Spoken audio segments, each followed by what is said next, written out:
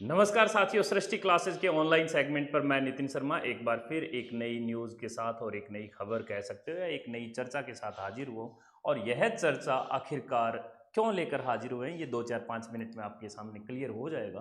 परंतु कल 5 सितंबर का दिन था और हमारे पूरे भारतवर्ष में कल शिक्षक दिवस के रूप में कल का दिन मनाया गया। और कल ही के दिन आप जो मेरे पीछे बैकग्राउंड में देख रहे हैं साउथ कोरिया का नक्शा, यहाँ पर लाखों अध्यापकों ने एक साथ मिलकर प्रोटेस्ट किया है और इन्होंने अपना आक्रोश जताया है शांतिपूर्वक।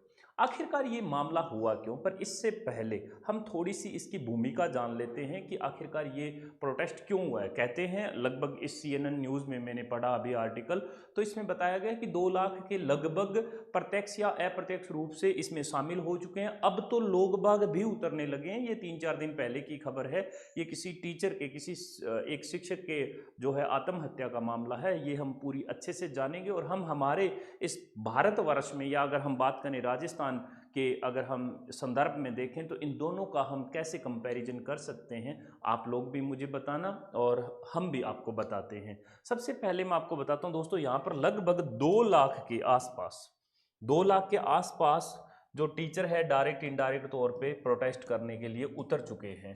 और ये मामला बहुत ज़्यादा बढ़ गया है। भूमिका ये है कि साउथ कोरिया में क्या होता है कि बच्चों में बुली करने की जो सबसे ज़्यादा जो एक आदत होती है कि एक दूसरे को बुली करना, वो साउथ कोरिया में सबसे ज़्यादा चलता है।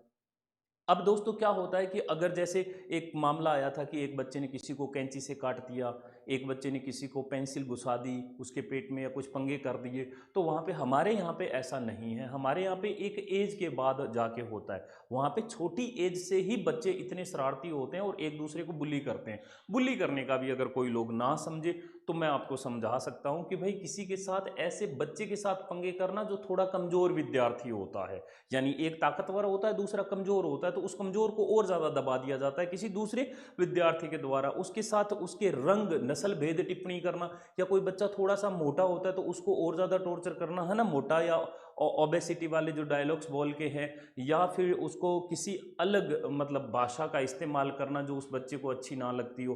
चुपचाप रहने वाला बच्चा होता है या पतला बच्चा होता है, तो मैंने इंग्लिश स्कूल में भी, इंग्लिश मीडियम स्कूल में काफ़ी वक्त तक मैंने पढ़ाया, तो वहाँ पे देखा कि पतले बच्चे को स्केलेटल बोला जाता था वहाँ पे। तो ये भी एक तरह का बुली करना हुआ, यानी उसे मेंटली और फिजिकली दोनों तरह से परेशान करना। तो साउथ कोरिया में ये इतना हाई है कि वहाँ की सरकार ने बच्चों के लिए एक रिपोर्ट कार्ड जब देते होते हैं या मार्कशीट जब प्रोवाइड करवाते हैं, तो मार्कशीट के साथ वहाँ की, इस साउथ कोरिया में क्या होता है कि सब वहाँ पे उस बच्चे का रिकॉर्ड दर्ज होता है कि उसे स्कूल में कितनी बार पनिश किया गया है और कितनी बार नहीं, और किस किस वजह से किया गया है, यानी कि उसने किस हाई लेवल का बुली किया है या उसने पंगे लिए पुराने वाले स्कूल में, ऐसा रिकॉर्ड उसके साथ भेजा जाता है। जैसे हमारे यहाँ पे होता है ना चरित्र प्रमाण पत्र, वैसा चरित्र प्रमाण पत्र वो भी देते हैं, परंतु उसमें पूरा लिखित बायोडाटा एकदम तसल्ली से होता है, बोले कि साहब ये होना चाहिए। तो एक चीज़ तो ये। अब 2014 में दोस्तों मैं आपको एक और चीज़ बताता हूँ थोड़ी सी। 2014 में एक कानून आ गया था। इस कानून में, अब देखो बच्चे हैं, शरारती हैं, तो 2014 में जो कानून आया उसमें साउथ कोरियन जो सरकार है उसने ये कहा प्राइमरी और जितने भी स्कूल के अध्यापक थे उनको कि भैया आप बैलेंस्ड रखोगे चीज़ों को, आप ना तो बहुत ज़्यादा बच्चे को मारोगे नहीं, पीटोगे नहीं, डांट नहीं लगाओगे जिससे उसके मतलब मानसिक जो कहते हैं ना कि मन पर बहुत ज़्यादा बुरा प्रभाव ना पड़ जाए, और उसे इतना भी लाड़ प्यार नहीं करोगे कि वो आपको सर पे चढ़ के कूदे। तो फिर ऐसा एक कानून आ गया, और उसके बाद इस कानून में एक चीज़ और मेंशन कर दी गई कि अगर किसी टीचर का मारपीट की वजह से या बच्चे की मानसिक स्थिति टीचर की वजह से खराब हो जाए या वो डरने लग जाए, पढ़ाई ना करे, तो उसे हाथों हाथ सस्पेंड किया जाएगा, उसे निष्कासित कर दिया जाएगा, नौकरी के पद से हटा दिया जाएगा।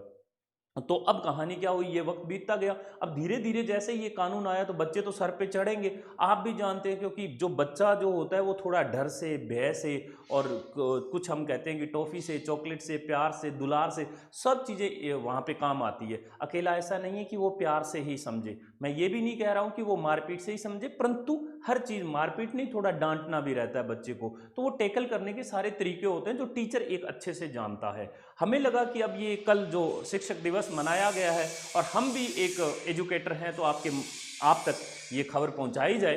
तो दोस्तों क्या हुआ कि यहाँ पर यहाँ पर अगर हम बात करें साउथ कोरिया में, तो ये जो साउथ कोरिया है यहाँ पर हुआ ऐसा खेल कि एक 23 वर्षीय टीचर थी और इस टीचर ने क्या किया कि सुसाइड कर लिया।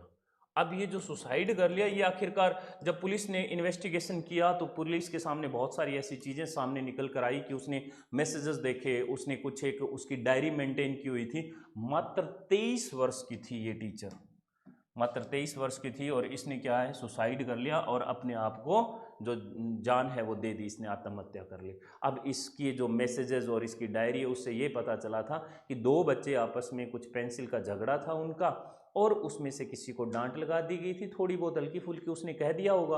अब जो पेरेंट्स हैं वो उसको बाय कॉल और उसको परेशान करने लग गए, क्योंकि इस लॉ के बाद क्या है कि पेरेंट्स भी इतने, बच्चे कब बदमाश होंगे जब उनके पेरेंट्स बदमाश होंगे, वरना अपने राजस्थान में देख लो या फिर मुझे जो मेरा जो है ये 96 के बाद जो मेरा पढ़ाई का शुरू हुआ मामला, जब मैं फर्स्ट क्लास में था तो मुझे याद आता है कि घर से माता पिता पीट कर स्कूल लेके जाते थे और बाद में मास्टर आप जो थे वो लंबा कर लिया करते थे, बोल के आ जाओ।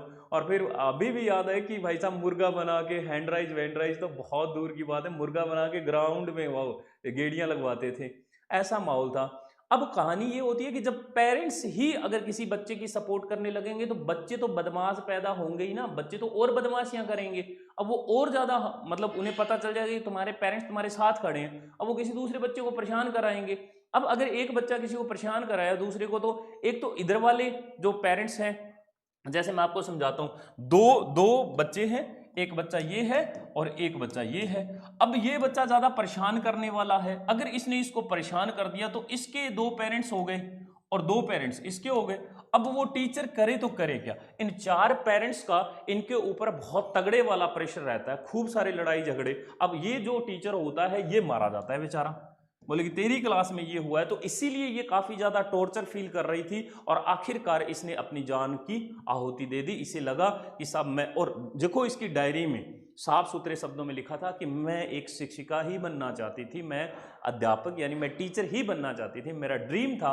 और ये भी ड्रीम था कि मैं बहुत आगे बढ़कर सब बच्चों का जीवन संवारूं, और ये जो ख्वाब होते हैं एक टीचर के जो अच्छे होते हैं वो सारे के सारे इसमें ख्वाब थे। परंतु दोस्तों ये नहीं हुआ। अब देखो एक कानून आया, कानून बहुत अच्छा था, बच्चों के लिए भी बहुत अच्छा था, परंतु ऐसा उस टीचर के लिए हो गया। तो अब इस टीचर की जान की आहुति दे दी गई। एक 60 वर्षीय टीचर का भी मैं कोई मामला पढ़ रहा था, वो भी कुछ परेशान चल रहा था, मेंटली टॉर्चर हो रहा था किसी पेरेंट्स की वजह से। बहुत सारे ऐसे टीचर थे जो दबे दबे महसूस कर रहे थे काफी टाइम से। अब जैसे ही मौका मिला तो सारा एक साथ बम फूट गया और सारे के सारे 2 लाख से ज़्यादा ये लोग यहाँ पर आ गए हैं और ये ग्राउंड में उतर गए हैं। आप लोग ये देख सकते हो, यहाँ पे देख सकते हो, ये सारे के सारे जो हैं ये सरकार को एक गुजारिश कर रहे हैं कि भैया ऐसा नहीं कर सकते आप लोग कि आप हम पर इतना ज़्यादा प्रेशर रखो, प्रेशर कम कर दो, ताकि उन बच्चों के लिए और पेरेंट्स के लिए भी खूब सारी आप ऐसे कानून बना सकते हो।